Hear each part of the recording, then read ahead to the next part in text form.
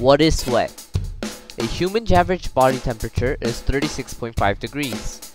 When the temperature of the surroundings increases and the temperature of the brain becomes 36.9 degrees, the brain sends a signal to the body to sweat.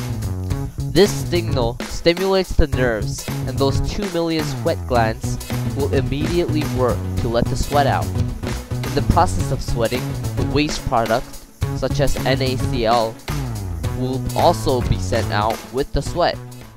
We, Group I, have come together to discover the method of sweating and its principle to keep the equilibrium in the body system. First, we accumulated the sweat from 2 of our members by running. The experiment was taken in the standard state of 25 degrees and 1 atmosphere. The 2 experimenters ran at a constant velocity of 8 kilometers per hour for 40 minutes. According to the US Army Fitness Manual, running at 8 kilometers per hour burns 0.142 calories per minute per kilograms of body weight. So from this exercise, CJ will burn 398 calories and Josh would burn 364 calories. This means that as they burn or produce this energy in respirations or sweating, the energy will, to the most part, be released from the body. If not, the heat will be conserved and overheat the body and eventually lead to death. As these 2 run, in order to keep the body temperature constant, blood vessels expand and increase the amount of blood streaming. Through the bloodstream, temperature is released to the surroundings.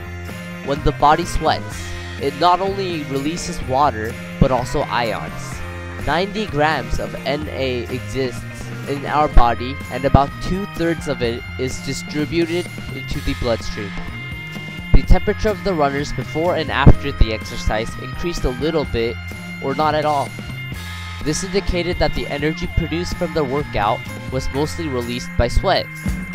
After their workout, we accumulated 2 separate containers of sweat and took it to the lab to figure out the concentration of salt ions in the sweat.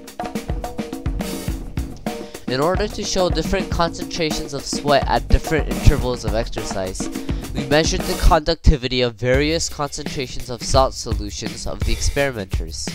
The sweat collected when a person just started working out had a conductivity mean of 43.87 milliseconds per centimeter of salt concentration, whereas the sweat collected after exercising for 40 minutes had a conductivity mean of 252 milliseconds per centimeter of salt concentration. To figure out the percentage of salt dissolved in water, we compared it with examples of different salt solutions of different concentrations. Water that contains no salt has a conductivity mean of 2.44 milliseconds per centimeter. Water that contains 5 grams of salt has 19,253 milliseconds per centimeter. Water that has 25 grams has 32,468 milliseconds per centimeter, and so on. The sweat collected from a person who just started working out barely contained NaCl, but as the person continued to work out for 40 minutes, a whole different amount of NaCl was distributed, and yet less than that of 5%. The equilibrium between the amount of energy needed to support the exhausted body and the amount of energy used is revealed through the increasing rate of salt concentration in the sweat as the body progresses with this exercise. Our sweat is important in our health to keep the temperature constant in our body. When we sweat, we lose a lot of water from our body. It is important to stay hydrated.